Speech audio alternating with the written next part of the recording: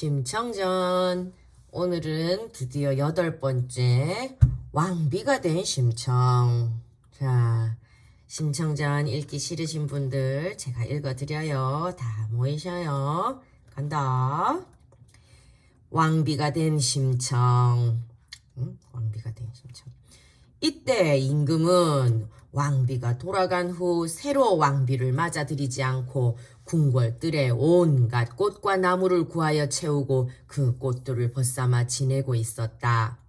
꽃은 참으로 많고도 많았다. 연못에 가득한 맑은 물에 뜬 붉은 연꽃, 달 뜨는 깊은 밤 그윽한 향내 뿜어내는 매화, 여기저기 울긋불긋 피어나는 복사꽃, 아름다운 여인의 손톱에 물들이는 봉선화, 첫서리가 내릴 때 활짝 피는 국화, 귀한 손님과 함께 즐기는 모란, 발밑에 하얗게 눈처럼 떨어지는 백꽃, 깊은 산 바위 틈에 피는 작약, 난초, 파초에 연산홍, 백일홍 그 사이사이에 전나무며 호두나무, 석류, 자두, 대추, 능금나무, 오미자, 탱자, 유자, 치자나무, 포도, 머루, 달에 으름덩굴, 너울너울 가지각색으로 층층이 심어두고 철따라 구경하였다.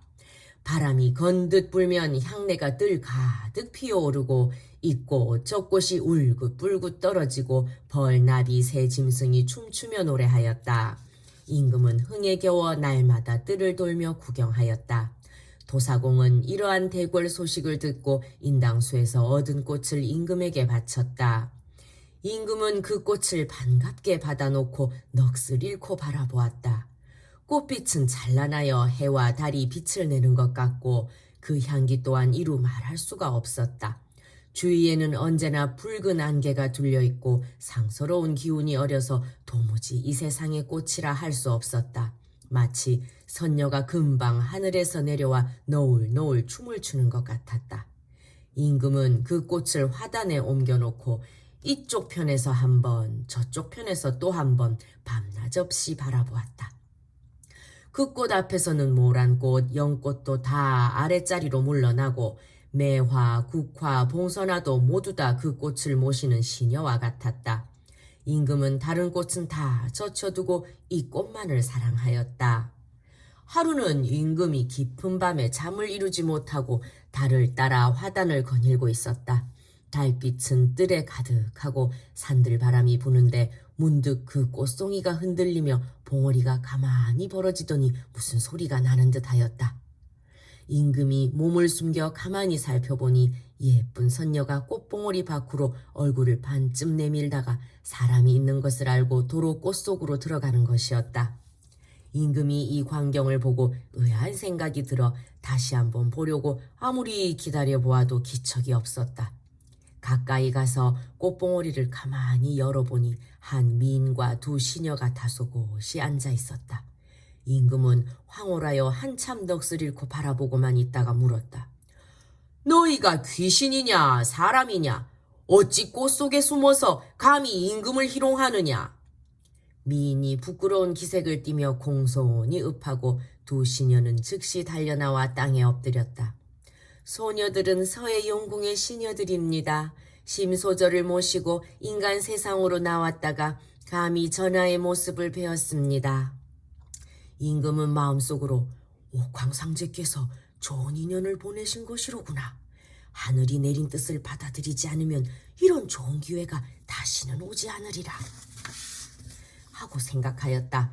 임금은 다음날 즉시 신하들과 의논하고 심소저를 배필로 삼을 뜻을 전하였다. 신하들은 엎드려 임금의 뜻을 받들고 곧 좋은 날을 가려 혼인날을 잡았다. 임금은 문무백관에게 이런 일은 전에 없던 일이니 예의범절을 특별히 갖추라고 명하였다. 그 위험 또한 전에 없던 것이었다. 마침내 혼인날이 되어 임금이 잔치 자리에 나와서니 꽃 속에서 두 시녀가 심소저를 부축하여 모시고 나왔다. 심소저를 둘러싼 오색 무지개는 참으로 영롱하여 차마 바로 보기가 어려웠다. 실로 나라의 큰 경사였다. 임금은 온 나라의 죄인들을 다 풀어주고 남경 갔던 도사공에게는 큰 상을 내렸다. 온 조정의 신하들이 축하를 보내고 백성들은 기뻐 환호하였다. 심소저가 왕비가 된 후로는 해마다 나라에 풍년이 들고 도둑이 없어졌다. 심왕비는 그 부귀영화가 끝이 없었으나 늘 마음속에 아버지를 그리는 마음을 그칠 수 없었다. 하루는 왕비가 근심을 이기지 못하여 시녀를 데리고 난간에 기대어 서 있었다. 가을 달은 밝아 방 안으로 흘러들고 귀뚜라미는 슬피 울어 그리운 마음을 달랠 길이 없었다. 그때 높은 하늘에서 외로운 기러기가 울면서 남쪽으로 날아가고 있었다. 왕비는 반가운 마음으로 바라보며 말을 건네었다. 오느냐 너 기러기, 거기 잠깐 머물러서 내 말을 들어보아라. 너는 누구의 편지 전하는 기러기냐? 가는 길에 도화동을 지나가거든 불쌍한 우리 아버지께 편지 한 장 전해다오. 내 이제 편지를 써서 내게 줄 테니 부디 잘 전하여라. 왕비가 얼른 방 안으로 들어가 붓을 들고 편지를 쓰는데 눈물이 방울방울 떨어져 글자가 서로 뒤섞였다. 슬아를 떠나온 지 해가 3번 바뀌오니 아버님 그리워 쌓인 한이 바다와 같습니다. 그동안 몸 편히 지내시는지 그리는 마음 이루 다 말씀드릴 길이 없습니다. 저는 서해 용왕께서 구해주셔서 세상에 다시 나와 이 나라의 왕비가 되었습니다. 그러나 아버님을 뵙지 못하는 한 때문에 부귀영화에도 마음이 즐겁지 않습니다. 저를 보내고 겨우 지내시면서 날마다 문에 기대어 저를 생각하시는 줄은 알지만은 죽어서는 물이 막혀 가지 못하고 살아서는 구중궁궐 깊은 곳에 있어 함부로 가지 못합니다. 그간 3년 동안의 눈은 뜨셨으며 마을에 맡긴 돈과 곡식은 아직 남아있는지요. 부디 귀하신 몸 편히 잘 계시다가 쉬이 만나 뵙기를 바라옵니다. 얼른 날짜를 써서 가지고 나와보니 기러기는 간데없고 밝은 달만 하늘에 높이 떠있다. 이 무심한 기러기야, 내 말을 들었거든 우리 아버지께 전해다오. 왕비는 한숨을 쉬며 할 일 없이 방으로 돌아와서 편지를 상자에 넣고 소리 없이 울었다. 찾아가서 뵙자 한들 구중궁궐 깊은 곳에서 지척을 알 수 없고 전하께 말씀드려 직사를 보내면 되겠으나 아버님의 생사조차 알 수 없구나. 또 혹시 말씀드렸다가 나를 선녀로 하시는 터에 아버지를 찾지도 못하고 공연히 낭망만 하시면 어찌할꼬. 차라리 아버님을 배운 후에 말씀드리는 것이 옳겠다. 이런 생각 저런 생각으로 왕비는 한숨이 그칠 틈이 없었다. 이때 마침 임금이 내전으로 들어왔다. 왕비의 얼굴에는 근심스러운 빛이 깊이 어려 있다. 임금이 왕비의 얼굴을 보고 물었다. 무슨 근심이 있으시기에 눈물 흔적이 있어?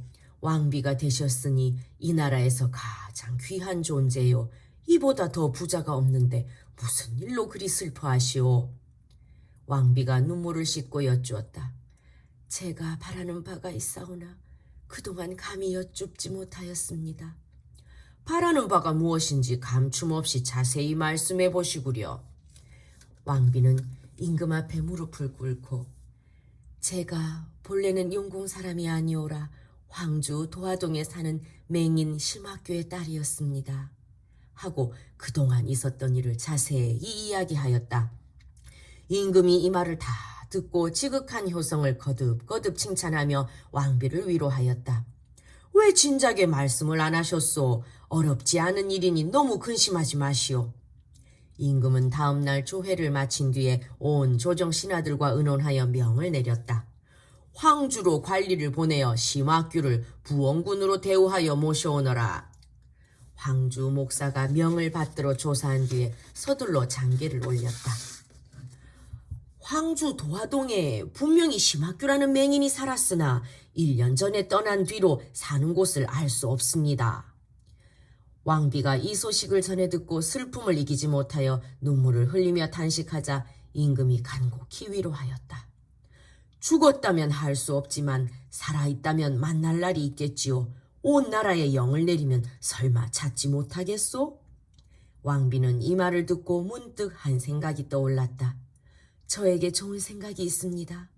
이 나라 백성 중에 불쌍한 맹인들을 모두 불러들여서 잔치를 베푸소서. 하늘과 땅과 해와 달과 별을 보지 못하고 부모 처자가 있어도 보지 못하는 그들의 한을 풀어주소서. 그러면 그 맹인들 가운데서 제 아버님을 만날 수도 있을 것이오니 이는 제 소원일 뿐 아니라 나라의 화평을 위한 일도 될 것입니다. 임금이 이 말을 듣고 왕비를 크게 칭찬하며 온 나라에 영을 내렸다. 높은 벼슬 아치에서 일반 백성에 이르기까지 맹인이면 성명과 거주지를 기록하여 각 읍에서부터 올리도록 하라.